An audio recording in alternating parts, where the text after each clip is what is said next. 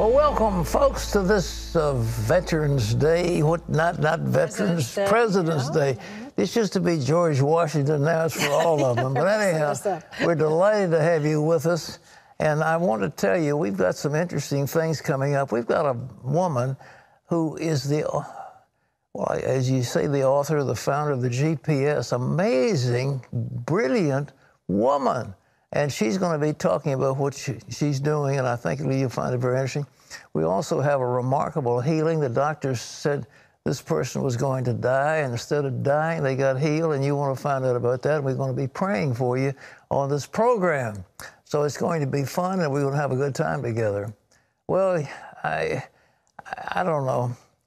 It's being called a bureaucratic coup, and top Justice Department officials have discussed using the 25th Amendment to remove the president. And Deputy Attorney General Rod Rosenstein even talked about wearing a wire in the White House. These are top officials in the Justice Department. And Andrew McCabe, who's been accused of lying on several occasions and is under investigation. It's really a shocking thing, what they're doing.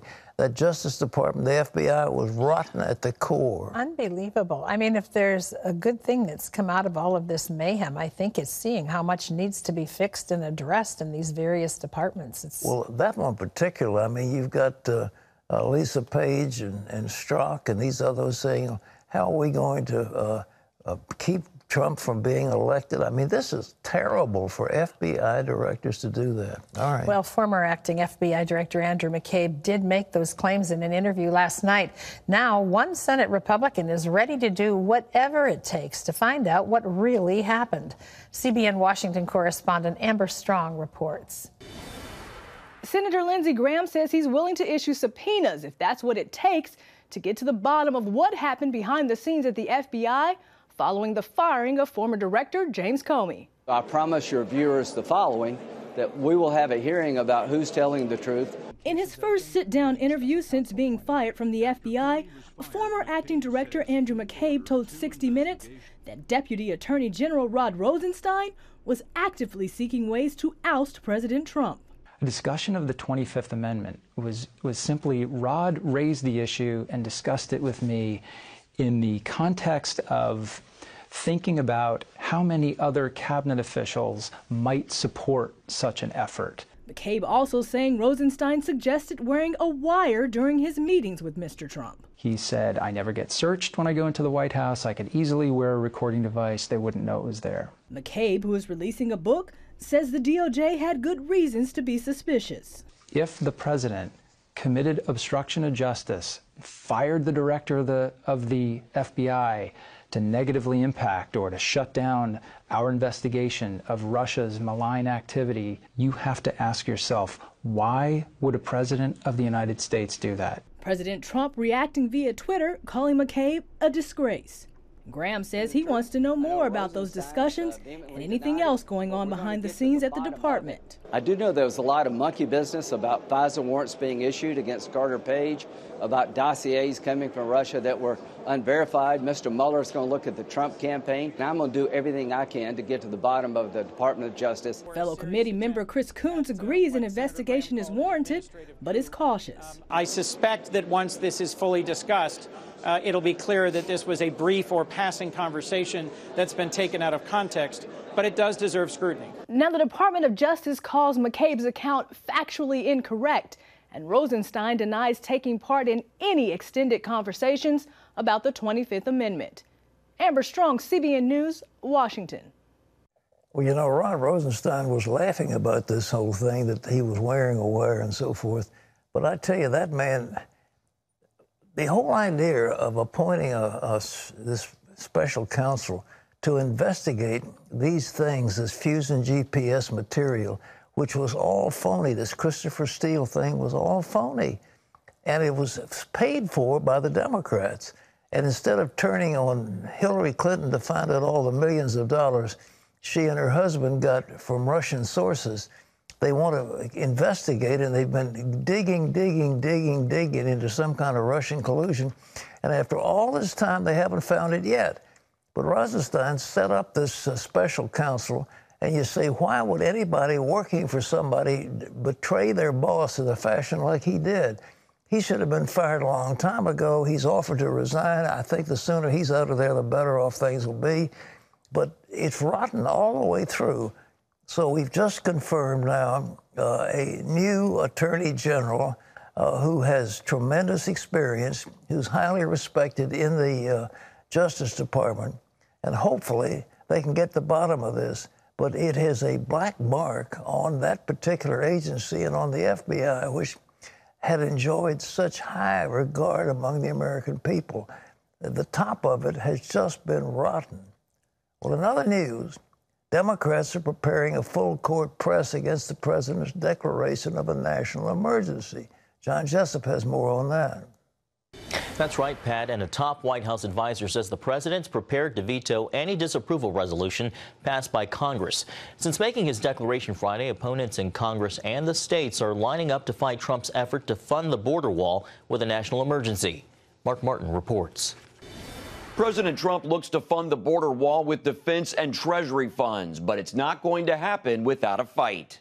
Democrats are lining up to oppose the president's emergency declaration, from multiple lawsuits to resolutions in both houses of Congress. I think there's enough people in the Senate who are concerned that what he's doing is robbing from the military and the DOD to go build this wall. I could do the wall over a longer period of time. I didn't need to do this, but I'd rather do it much faster. Resolutions terminating a declaration could pass the House and Senate, given the number of Republicans who also oppose the declaration.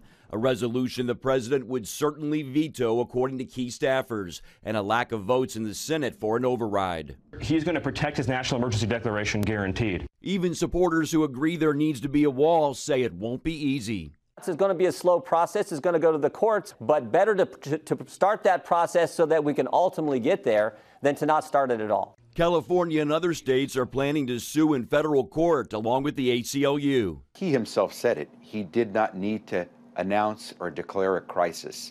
He did not have to call this an emergency. As for the funding coming from the national defense, Acting Defense Secretary Patrick Shanahan told reporters he's not sure the wall is a military necessity or how much funding the Pentagon would give toward it. Mark Martin, CBN News. Thanks, Mark. Iranian and Chinese hackers are stepping up their attacks on America's public and private sectors. According to a report in the New York Times citing anonymous officials, the Department of Homeland Security issued an emergency order last month after Iran targeted dozens of businesses and several government agencies. The Times says Iran's cyber offensive came as China launched a renewed effort to steal military secrets from U.S. contractors and trade information from tech companies. The Times reports that Boeing, General Electric Aviation, and T-Mobile were among the companies China targeted for industrial espionage. Well, the weeks-long political showdown in Venezuela is worsening that country's humanitarian crisis. The U.S. and dozens of other nations are calling for Nicolas Maduro to step down. Maduro not only refuses to budge, he's also blocking international relief from entering the country. Sunday, Florida Senator Marco Rubio flew to neighboring Colombia to put pressure on the Venezuelan strongman. CBN contributing correspondent Chuck Holton was there. As the tragedy that is Venezuela reaches new levels of misery, nobody's quite sure who's in charge of the country. 50 nations now recognize Juan Guaido as the interim president, but one person in particular strongly disagrees. That's Nicolas Maduro, the man who's been running the country since 2013. But with more than 3 million Venezuelans having fled their homeland, and many of those left inside literally starving, here in the border town of Cúcuta, Colombia, tensions along the border are coming to a head. American military aircraft have been arriving here over the past week, delivering tons of humanitarian aid intended to ease the suffering of these Venezuelans. But troops loyal to Nicolas Maduro have so far blocked the shipments from entering their country. Maduro has called the shipments unnecessary and a political stunt, but these Venezuelans beg to differ. We need help right now. You know, our people are there, starving, dying, just waiting for what? They can't waste any more time. We need help right away. Please help American people. We need you. We need you. You know, we beg your help. Over the weekend, a congressional delegation from the U.S. arrived at the border to see the situation, accompanied by the Colombian ambassador to the United States, Francisco Santos Calderon. Even though the dictator is saying that this is a provocation, the only answer that we have for him is that this is an act of love. This is an act of Christianity. This is an act that shows the moral compass of those who cannot stand by seeing the suffering of millions and millions of Venezuelans that come across this bridge dying of hunger, dying because of lack of medicine. Senator Marco Rubio from Florida was also in attendance. What is happening here today, what is happening in Venezuela is a man-made crisis of epic proportions, not caused by a natural disaster, but by a man-made one. A criminal regime that is willing to starve and kill its own people before it gives up power. But many of those attending Sunday worship services across this city are clinging to hope for change in Venezuela and praying for peace in the process.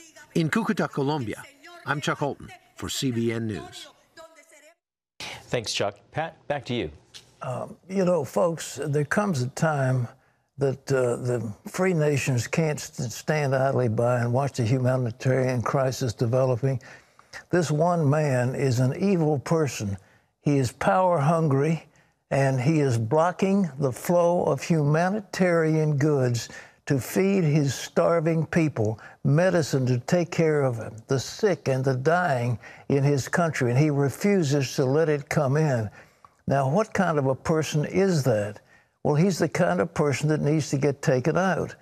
And I do believe it's time for the military, first of all, we need everything that's possible to tell those military that if you come alongside now, we will not convict you of war crimes, and the thieving that you have done will not go punished. We won't hold you responsible for some of your acts, but you must turn now. The other thing would be that if you don't turn in the next couple of days, you're going to be well, we will dispose of you in various ways. And I think the time has come for troops to go in and get the thing done. We can't let this just continue to fester and talk about, well, this is an act of Christianity and all this. Maduro is a monster, and he presides over the most appalling suffering that has come upon a prosperous nation. It was the wealthiest country in South America. It has one of the biggest deposits of petroleum in the world. And there is no reason that that country should have fallen into the trouble it has fallen into. But that is what happens when you have socialism. It is extreme socialism, and now they have inflation measured at maybe 1 million or 2 million %. It's unprecedented. And I really believe it's time to get some troops in there and get the thing over with. We just can't keep looking at suffering and saying, well, isn't that too bad? And maybe the people will rise up. They can't rise up against the guns and the bayonets of that Venezuelan army. But we have a lot more sophisticated stuff than that, and it's time we start working on it. And by the way, speaking of cyber, the Chinese are stealing our stuff. We're stealing us blind. And we have at the NSA the most sophisticated cyber forces of any country in the world. And it's time we turn them loose on China and let them understand what it's like to be up against a major power. John? Well, Pat, a series of storms moving across the country will bring plenty of snow and rain this week. This morning in the Northeast, feeling remnants of a Sunday storm with up to 4 inches of snow in Rhode Island and Massachusetts. Parts of Iowa, Wisconsin, and Illinois saw 8 to 10 inches of snow Sunday, causing multiple highway accidents. Tuesday, a new system is expected to bring snow to the Midwest and heavy rainfall with possible flash flooding in the Mississippi Valley. That followed by more snow Wednesday, a storm predicted to bring as much as 6 inches to northern Virginia and West Virginia. Pat, poor Punxsutawney Phil got it wrong. Well, we've got Joe Bastardi, our good friend from AccuWeather, will be here tomorrow. He has been so right about these things, and he's more fun to talk to. So he'll be with us and set us straight on what's happening. That's right. Don't want to talk to Pakistani anymore. What has happened to global warming? Well, they'll say there's climate change, and now, well, anyhow, it's going to be cold, ladies and gentlemen. We're not out of it yet. And the groundhog, I don't know, the groundhog is a bad predictor of weather.